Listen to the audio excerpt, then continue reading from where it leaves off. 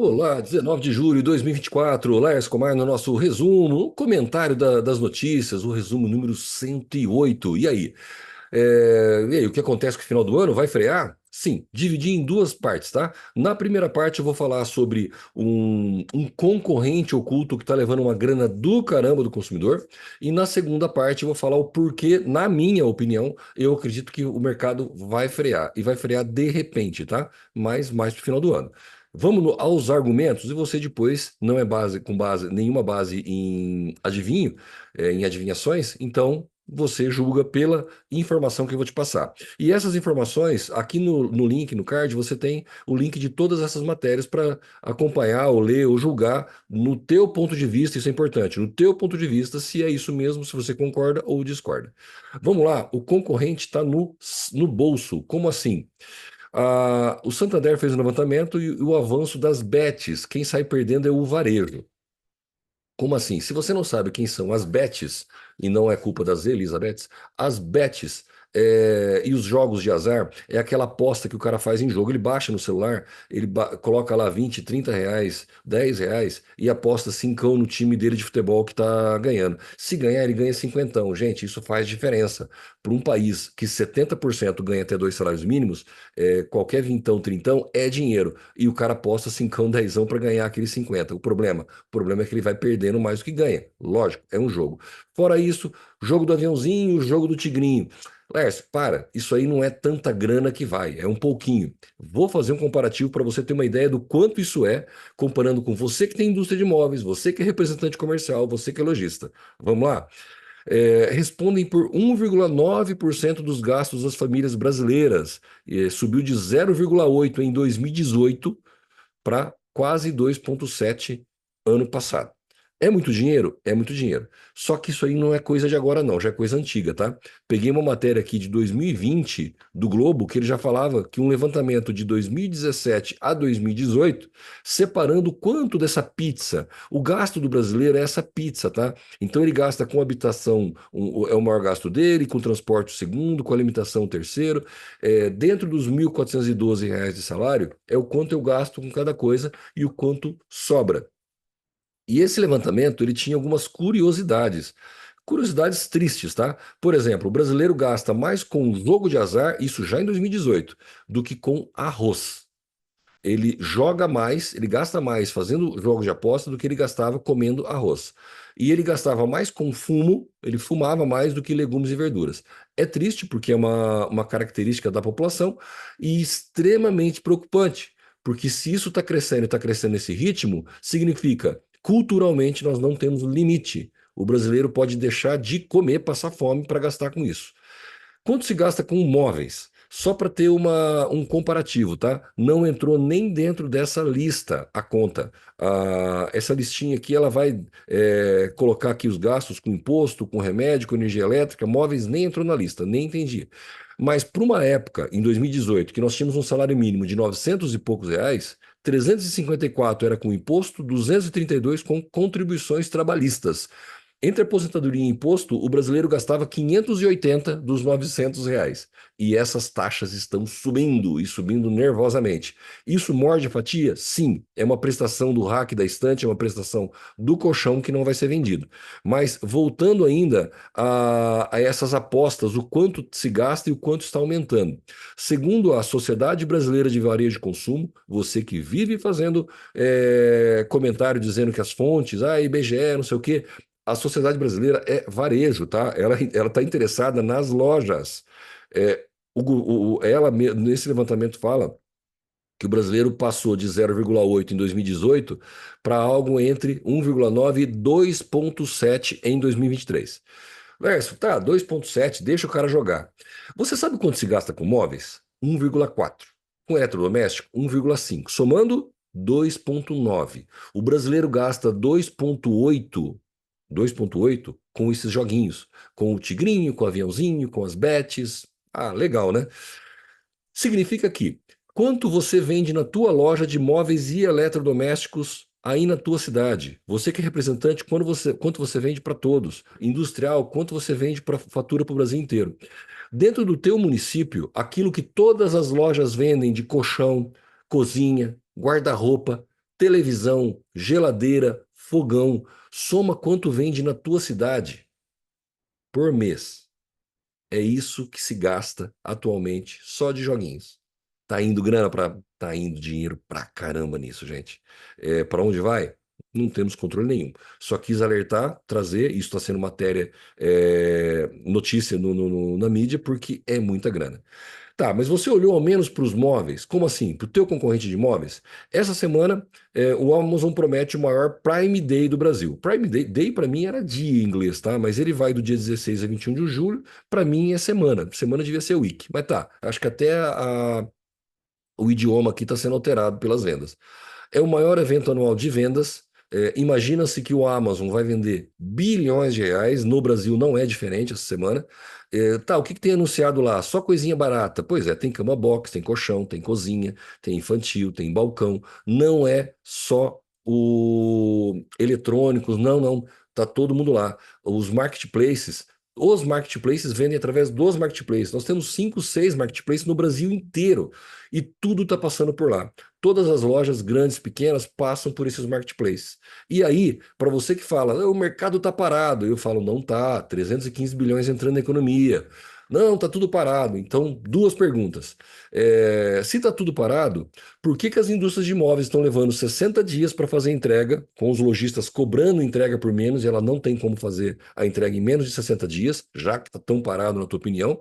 E a segunda pergunta, é, nessa nesse Prime Day, nesse evento que está levando tanto, o seu cliente lojista, você que é lojista, você que é representante, o seu cliente lojista estava lá? Como assim?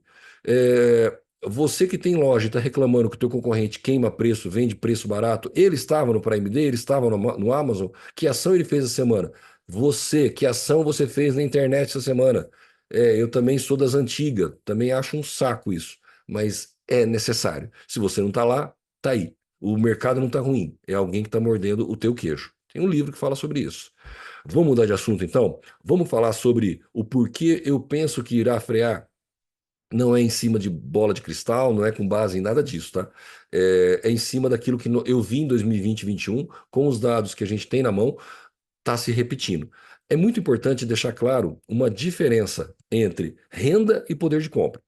Lércio, você fala da renda, 315 bilhões, 100 milhões de brasileiros trabalhando, 3 mil e pouco de renda, 315 bilhões entrando na economia todo mês. Para alguma coisa vai. Vai às vezes para o jogo do Tigrinho, mas está indo para algum lugar essa grana. E ela vai até novembro. Na minha humilde opinião, tá? Não vai frear. As indústrias já têm 60 dias de carteira, estamos em julho, estamos falando que lá para meados de setembro já tem carteira de pedido, e eu acredito que até novembro vai acelerado. Por que novembro? Porque novembro a Black Friday antecipou o Natal. Nos últimos anos nós já percebemos isso. O Natal se tornou muito mais fraco para o varejo, principalmente imóveis, e a venda toda é no mês de novembro. Não é a semana, não é o dia da Black Friday. É o mês. O mês se tornou o mês do Natal, é onde se antecipa todas as compras, mesmo porque nós temos 80% do brasileiro trabalhando com cartão de crédito. Então ele compra no novembro, na Black Novembro, e paga depois com o 13º e com o salário no cartão de crédito. Então isso acontece. Mas é importante a gente separar o que é renda do brasileiro, os 315 bilhões, do que é poder de compra, tá? Qual a diferença das duas coisas? Uma coisa é o brasileiro receber os 1.412. Hoje ele compra R$ 1.412 de mercadoria. Ele recebe o reajuste de salário, e 70% recebe até dois salário mínimo, dia 1º de maio. Entre um 1º de maio e outro, a inflação vem dando mordidas. Hoje ele compra R$ 1.412 de mercadoria, daqui a um ano os 1.412 não compram a mesma coisa. E essa inflação, ela está comendo num ritmo grande. E eu te provo, você já sabe, mas eu te provo através de alguns números que nem sempre ficam divulgando. Lembra do gasto de uma família? O maior gasto é com habitação, tá? Quase metade do que o brasileiro gasta do salário, da renda dele, é com habitação. Aqui eles tiraram o imposto, tá? Eu acho que metade deve ser imposto, mas a metade que sobra, que ele pode escolher, é com habitação. Vamos lá. Aluguel residencial subiu 4 vezes mais que o IPCA no semestre. Matéria do dia 17 de julho, é agora. Índice FIPZAP. O que é esse índice FIPZAP? Eles levantam aqui através do Viva Real e Zap Imóveis, são sites de de aluguel em 25 cidades. Então é uma coisa muito mais real. Quanto é que está o preço do aluguel? E aí? Esse ano já subiu 8%. Em um ano subiu 14,8%. Ah, mas o governo fala em 4 de IPCA, 2,4 de GPM, e você coloca lá no comentário, no vídeo do Laércio, que não, eu sei que isso aqui é mentiroso, todos nós sabemos. Só que o bolso do consumidor não vai pelo que o governo divulga. Ele pode falar que a inflação no ano é de 1%, mas a grana no bolso do cara faz com que ele não consiga comprar. Então nós estamos falando que o maior gasto do brasileiro, que é a habitação, o aluguel em um ano comeu 14%. Tá, não é só de aluguel que nós vivemos. O segundo é o transporte. A alimentação é o terceiro, tá? Transporte passou a alimentação já. Ele gasta mais com transporte do que com alimentação. Pois é, na média, claro. A Petrobras já repassou 7% na gasolina, 9,6% no gás de cozinha, que vai afetar lá no alimento também. Não repassou no diesel, mas nós sabemos que a Petrobras está amargando prejuízo. A hora que vir esse repasse do diesel vai ser nervoso, mas já tem aqui 7% só da gasolina. Se você for olhar para passagem, metrô, passagem sofreu um reajuste aqui de 4,50 para 5,50 em Belo Horizonte, são 20% de reajuste. Lércio, mas por que Belo Horizonte? 20% de reajuste? Mas desde 2020 que não subia. Em um ano subiu 20%. Mordeu essa fatia da pizza no bolso do consumidor mineiro em 20%. Belo Horizonte é uma grande capital. Isso aconteceu em várias cidades. Mas então por que não em São Paulo? Não por isso. Vamos olhar a maior cidade do Brasil. Aumento na passagem, só que daí lá no dia 1º de janeiro, tá? Uma passagem do metrô de 4,40 para 5, 13,6, são quase 14%. Então, lembra, a maior despesa é habitação, subiu 14% do aluguel. A segunda é transporte, você tem aí 7 da gasolina, 14 em São Paulo da passagem, que já foi em janeiro, janeiro vai ter outro. Antes do reajuste de maio do salário mínimo, nós vamos ter outro reajuste de passagem de trem e metrô em São Paulo, tá? Então vai comendo esse poder aquisitivo. O que o consumidor comprava em janeiro, fevereiro, o que o consumidor está comprando em julho, o que o consumidor vai comprar em agosto, ele não vai conseguir comprar no final do ano. E o preço dos móveis? Circulou essa matéria com os reajustes de matéria-prima para a indústria moveleira por fornecedor. Tipo de matéria é fornecedor. E isso já foi repassado, tá? Então tem fornecedor que passou no MDF 5 mais 7, são 12%, MDP 5 mais 9, são 14%, HDF 55 já dão 10%, outro aqui com 10%. O vidro, tem fornecedor que passou 14%, o outro 10%. Ah, são empresários exploradores. Não, estão repassando o reajuste que veio dele, tá? Caixa de papelão 7%, você vai ter que isopor 12%, tinta 8,5%. Ou seja, se você ainda espera que o preço dos móveis recue, não vai ter não. Uma hora alguém vai ter que engolir todo esse aumento, ou a indústria fornecedora, a indústria de imóveis, ou você lojista, vai engolir isso na margem de lucro. E quando o mercado dá uma freada, você não tem margem para queimar mais. Então, ou você repassa isso e ajusta agora que você tem venda, ou você vai amargar depois. E o dólar? O dólar fechou ontem em 5,54. Caso você não esqueça, eu não se lembre, eu trouxe aqui no dia 18 de maio, há 60 dias, é isso? Junho e julho, há 60 dias apenas. Era 5,08. Para 5,54, nós estamos falando em 10% de reajuste. Não é pouco, não. Esse reajuste de 10% do dólar coincide com 10% de reajuste dos móveis. Mais ou menos, o percentual coincide. Mas se você for olhar por data, os reajustes de matéria-prima ocorreram antes do governo começar a forçar a alta do dólar. Como assim forçar? Tá no discurso, tá na ação do governo, mas por algum motivo que nós nunca vamos saber, ele está provocando esse aumento do dólar. Toda vez que recua um pouquinho, há uma fala desastrosa para subir. Eles não são bobos, não. Por algum motivo, está querendo se provocar um aumento disso. Só que esse aumento gera inflação e perde poder aquisitivo. O porquê disso tudo a gente não fica sabendo. Então, na minha humilde opinião, até novembro a coisa vai e vai acelerada. Você já tem que começar a pensar nos seus estoques para produção até novembro. O consumidor vai comprar até lá? Ele perde poder aquisitivo até lá? Perde, continua perdendo. Mas existe metade do 13º para entrar esse ano. Metade? Metade já foi pago, tá? Uma grande parte já recebeu. Mas existe uma boa parte de 13º que entra. E essa grana extra, ela sempre dá uma acelerada na economia. Então, ela compensa até essa perca de poder aquisitivo.